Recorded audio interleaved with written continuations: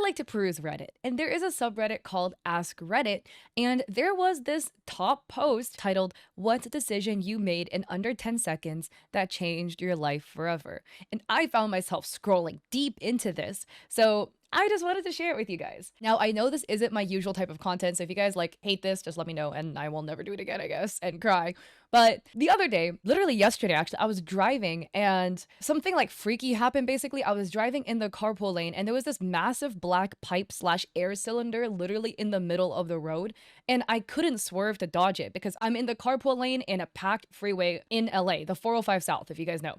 So there was no way I'm swerving out of the carpool lane because I'm going to hit a car to my right. I can't swerve left because the left is the wall. So I literally just ate the pipe and it blew immediately both left tires in my car. And I was like panicking. So we pulled over to the side, sat for like an hour and a half to wait for my car to get towed. Thankfully, everything was like fine. My friends and I, completely fine. Actually, we got really lucky. There was absolutely no damage to the body of the car, which is what I was afraid of. Tires are easy to replace. Cooking your rims, worse. Damaging the body of the car, the worst in my opinion, but thankfully the rims were fine. The body of the car was fine. It instantly blew a hole in both tires. So I was literally driving with zero air car sideways on the freeway in LA and I was like, oh my gosh. So I just wanted to look at something positive, guys, okay? So this is the post written by user NathanNate01. The top comment says, "Decided to go to Subway instead of Dairy Queen. They were across the street from each other and I was passing through town during lunch. Ended up hitting it off with the woman making my sandwich. Next week is our 11-year anniversary." Dude, that is so cute.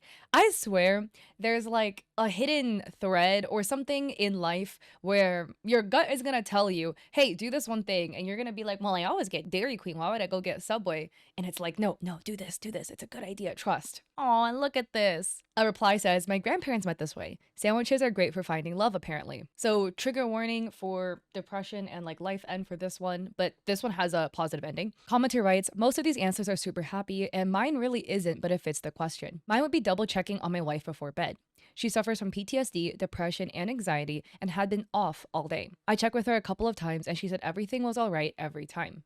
It sounded weird, but she was too happy and calm, but kind of sad at the same time. It just didn't sit right with me. She said she was going to bed and we kissed and I asked again. She chuckled and said to stop worrying. She went upstairs and I waited a few seconds and I went up to say I think something is wrong. I stopped her from ending her life that night. Normally I would take her for her word, but that decision was 12 years ago and we are having the best version of our lives because I listened to my gut and went and checked." I'm really glad this commenter decided to go and listen to their gut because sometimes like you have that gut feeling where you're like, I'm not sure. And you're like, well, I don't know if I want to ask again if they're okay because they might find that I'm annoying. But like being annoying is so mild compared to saving a life. So I'm glad they got a happy ending. And end of trigger warning. The next comment reads, "Walked away from a condo purchase the night before closing. Was reading through the HOA meeting minutes at night and found buried notes about a major special assessment coming. Felt wild backing out so late, but something didn't sit right. Building got hit with a 40K assessment 6 months later. Best gut decision I ever made." Wow. The next comment says, "Early 20s and my sister asked me to drive her to the music shop to buy a guitar.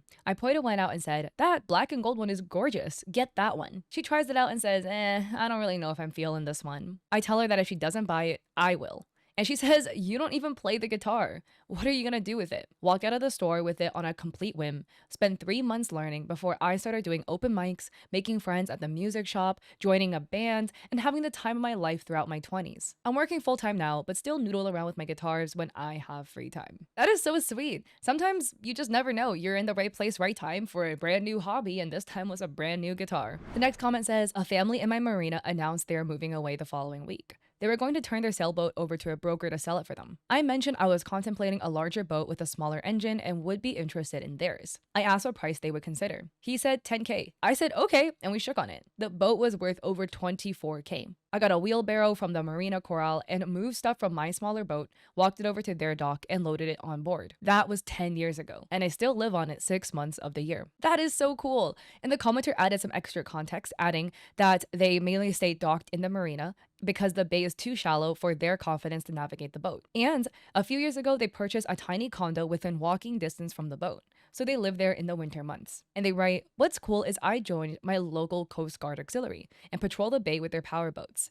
So that original snap decision started a whole lot of positive change." That is so cute. Oh, I love that. They basically found new housing and a whole new career or side gig, I guess. I don't know anything about the Coast Guard, so forgive me. All from one purchase on a whim. I love that. This comment reads, 11 years ago, my friend drunkenly asked me to marry her. I said yes, and we've been happily married for almost 9 years. So commenters are asking for extra context to the story. So thankfully, the commenter added a full update with made up names for anonymity reasons, and they assure that this sounds wild, but it's 100% true. So they write, Sarah and I were in adjacent friend groups for many years, so I kind of always knew her a little bit. For roughly 5 years before the proposal, she started hanging out more and more with my friend group. We'd mainly go camping in the summer, but we would see each other at various parties throughout the rest of the year. I was attracted to her, but she had a long-term boyfriend, and I usually had a girlfriend, so I never even considered doing anything about it. We bonded over our love of hip-hop and alcohol. About a week before the proposal, Sarah invited me to a hip-hop show, A$AP Rock, which is one of our favorite rappers. This was the first time we ever hung out, just the two of us. We got drunk and flirted a bit, but by this time she had been with her boyfriend, let's call him Jason, for 7 years. So in my head, it was completely innocent. A week later was Sarah's birthday, and to celebrate, we all went to see another hip-hop show. Prof, for those who care. Since it was her birthday, all of our other friends and Jason were obligated to attend as well, despite the majority of them not caring for hip-hop. And of course, everyone was buying Sarah Jameson shots. The bar actually ran out that night. We all got drunk, and I ended up dancing and making out with another one of our friends, let's call her Beth, who I have fooled around with in the past. After the show, we all went to another friend, Sarah's best friend Pam's home, for another after party. Beth and I were making out in the spare bedroom, and Pam came barging in. She was yelling at us, saying we can't sleep together. Beth and I had already agreed we wouldn't. Beth got angry and went home, and I went back to the main party. I started talking to Sarah, asking why everyone was so upset about me sleeping with Beth. Again, it wasn't gonna happen. We went back and forth until she responded with, do you really want to know? Of course I did, and she said, because I love you and I want to marry you. Of course I didn't believe her, so I made her repeat it. I told her I loved her too, and I agreed to the proposal. Wait, what? Is she still with Jason? We slept together, nothing happened that night, and the next day we double-checked that we were both serious.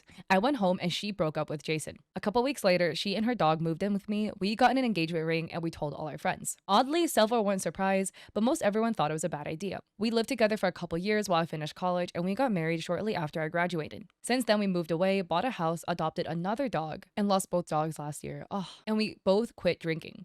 We're healthy and happy, and I wouldn't change a thing. Oh, and neither of us heard from Beth ever since. There were definitely moments during our engagement when, had we not been engaged, we probably would have broken up. But we stuck with it out of stubbornness and our mutual desires to prove our friends wrong. Wow, that is actually wild. I'm really happy for them. I feel kind of bad for Jason though, because it was 7 years, but they found each other and hopefully Jason gets their happy ending as well. The next commenter writes, I decided to keep driving and it probably saved my life. One night I drove home from working an evening shift. It was like 2 miles. And when I glanced in the rearview mirror, I had chills when I saw the headlights behind me at a red light. I got to my house and was about to park, but heard a voice in my head tell me to keep driving. So I did. Turned down a back alley. I live near an inner city, and the car followed me. Took another right turn, so now I'm going back in a circle, and they continued to follow me. I called my dad to stay on the phone as I drove to a police station. Car stopped following when coincidentally, a cop car pulled up behind us. The next morning, I read about an armed carjacking in the area about an hour later. There's a funny reply to this. This commenter said, one time a car cut me off badly. I honked and flipped them off, and for me, that was the end of the interaction. But then they took the next exit, my exit, so I was forced to follow them. Then they took the next right, my right. Then they turned down a street, which was my street. Then they proceeded to the end of the court past my house. But my driveway was full and that's where I needed to park. The end of that street was a small circle. I had to drive around that circle to find an open spot, but as I rounded the circle looking for a spot, they nailed the gas and sped down my street and out of my neighborhood like a bat out of hell. Until he peeled out, I was thinking, oh great, I live near the a-hole who cut me off. After he took off, I realized he was taking random turns and thought I was following him. Okay, that is so funny. Sometimes that is kind of scary, especially if you are a woman driving alone by yourself, right? Because you're like, oh no, I don't know about this. I'm trying to lose my tail, whatever. So that poor person was probably super freaked out. I had a funny thing happen like this in my apartment where I live. I left my apartment because I had to move my car, and then I went to the elevator, and then I realized, wait, I'm walking in the wrong spot. I don't need to go to the elevator. I need to go to the stairs. So there was a guy who just left the elevator. So he saw me go to the elevator, and then I remembered that I wasn't supposed to go to the elevator. So I left, and then I make the turn to go towards the stairs, and he's going towards the stairs, and I'm like, oh my god, no. So then I start tailing him towards the stairs, and then there's apartments, right? So I'm like, oh, maybe he just lives in one of those. Nope, he went straight for the stairs, and I was like, oh cool, that's where I'm going to. And then we opened the stairs, and then I had to go up a floor, and so he also had to go up a floor, so I'm following him up the stairs up a floor.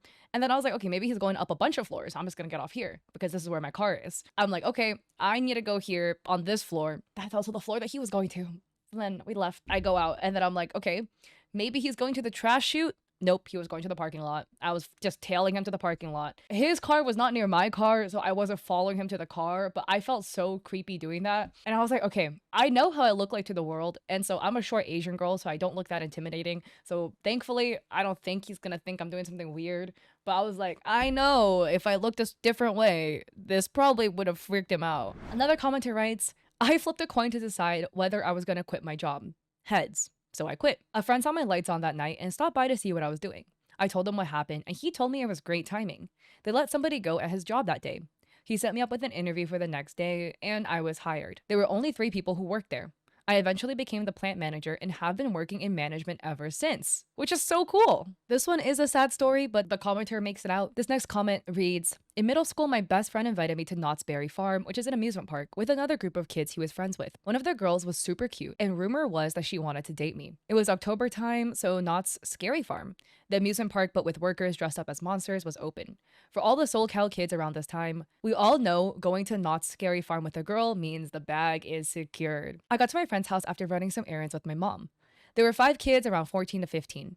I asked my friend how we're getting there, and he said he was driving his dad's car. He was underage and had no license. Oh no. I was nervous but wanted to look cool, so I said okay. Right before we got into the car, I had the worst feeling come over me. In approximately 5 seconds, I felt a drop in my stomach to a bottomless pit, a hot flash followed by chills, and intense nausea. I literally left without making a sound, running to a nearby Starbucks and using a stranger's phone and asking my mom to pick me up. I felt so embarrassed. I knew I was gonna get crap from all month from my friends and probably blew any shot with this girl. A few hours later, they were on their way home on the freeway and lost control of the vehicle. No one survived. That is actually wild. This one is so sad because teenagers do dumb things all the time, but I'm so glad the commenter listened to their gut and didn't ride in that car. But man, should not be driving without a license, especially as a kid. And this is just an awful situation. Oh, that is awful. The next comment reads, got a party invite from a buddy of mine to play an online game. Met a guy in that party who ended up being one of my best friends, who ended up getting me a job in a career that I love, making more money than I ever did before. Crazy to think how different my life is after gaming with a stranger 10 years ago. A commenter asked if they still keep in touch and play together now, but there was no reply to that, unfortunately. There's a bunch of cute romance ones. This person writes, I was about to ignore a random invite to a party because I was tired and didn't feel like going out. It was an invite from my classmate in a uni I joined like a week ago. Stood there for maybe 10 seconds thinking, I'll stay home. Then I said, screw it, I'll go, and there's a good chance to make some new friends in the university. Met somebody that night who ended up changing my life in the best way. Today is our 5th anniversary, and we have been happily together ever since. Another commenter says, I was dropping my friend off at the train station to go into the city to see her brother. As the doors were closing, I jumped into the train and rode with her to the city to keep her company. Then turned around and went home. I loved hanging out with her. We started dating about a year after and have been together for the past 25 years. And another commenter said, eating dinner at Applebee's. My future husband was my waiter that night. Another person says, similar. 14 years ago, I reluctantly agreed to one final drink on a date. He was a friend and I didn't want to be rude. My now husband was our bartender. I'm glad there's a bunch of cute, like, romantic stories of people getting together from literally just like a 1-second decision. I feel like it's one of those again where it's like, you never know. And you find love in the most unexpected places and the times where you're not expecting it. If you guys have a story of like a 10-second decision that changed your life, I'm personally am curious. I was trying to think of an answer for myself if I had a 10-second decision that changed my life. I know I have situations like this, but I just can't remember off the top of my head. But I don't know, right? Maybe me driving yesterday and eating that pipe, maybe the decision to eat the pipe was better than the split second, should I swerve? And the answer was no. That probably would have been a lot worse if I swerved because we were in LA traffic. That would have been bad. So let me know if you guys like a Reddit story reading video like this. If you guys don't, I'll never do it again. So anyways, if you guys like this video, I appreciate it. If you like and subscribe, don't forget to check me out at Etsy. I have digital art there for streamers and creators. I also have a copy with free resources like a free sponsorship guide. And I also stream on Twitch. I stream there 3 days a week, Mondays, and I used to stream Wednesdays. I've moved my Wednesdays to Thursdays now at 7:30 p.m. and Saturdays at 6 p.m. PST. Hope to catch y'all there or in another video. And happy belated Valentine's Day. Bye-bye.